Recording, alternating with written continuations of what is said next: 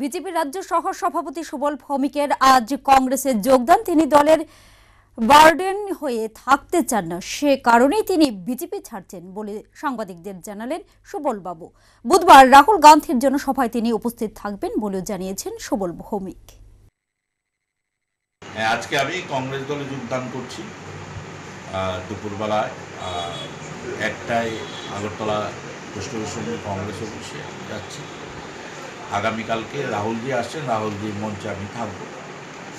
আমি কংগ্রেসে যোগদান করছি।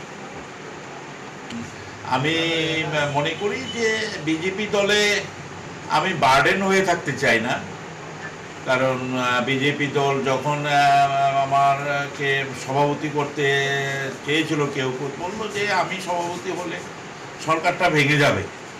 তারপরে এমপি ইলেকশনেও বলল আমি এমপি হলে এমপি ক্যান্ডিডেট হলে সরকারটা ভেঙে যাবে, সব মন্ত্রীরা বেরিয়ে যাবে।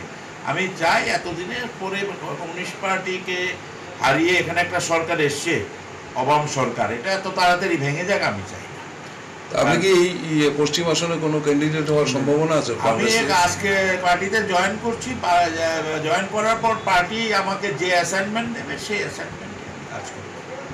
বিজেপিতে গিয়েছি, আমাদের একটাই লক্ষ্য ছিল যে কোনো মূল্যে কমিউনিস্ট পার্টিকে এই রাজ্য থেকে উৎখাত করা, 25 বছর অপশাসন থেকে মুক্ত করা।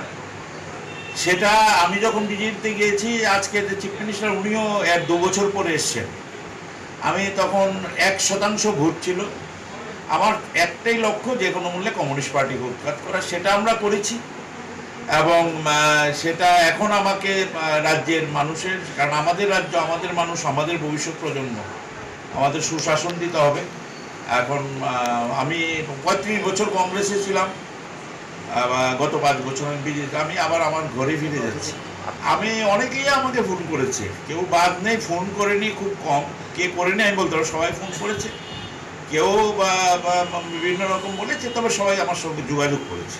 কেউই সবাই বলছে যে সিদ্ধান্তটা সঠিক বলছে। এখন আমি কি বলবো, ওরা বলছে যে আমি তো এই পার্টির জন্য রক্ত ঝরিয়েছি, পার্টিকে সিপিএমকে হঠাৎ গিয়ে বারবার আক্রান্ত হয়েছি, ত্রিপুরার মানুষ সবাই জানে। সুতরাং আমার মনে হয় আমি কোনো দোষারোপ করতে চাই না, কিন্তু আমাকে ওরা বার্ডেন মনে করছে। আমি বার্ডেন হয়ে থাকতে চাই না ভারতীয় জনতা পার্টি। স্যার, আজকে আপনার সাথে কতজন যোগ দিচ্ছে? আমার সাথে আমি কোনো কাউকে বলি, এটা তো সবাই বলছে। এখন আমি যাচ্ছি, পরবর্তী দেখা যাবে কাকে বলবো কাকে বলবো না। সবাই বলছে চলে যাবে। এখন আমার কাছে কয়েকশো পুলিশ, রবস্য নেতৃত্বরা বলছি, আমি কি বলবো? আরে এখন যার যখন মন্ত্রী যাবে।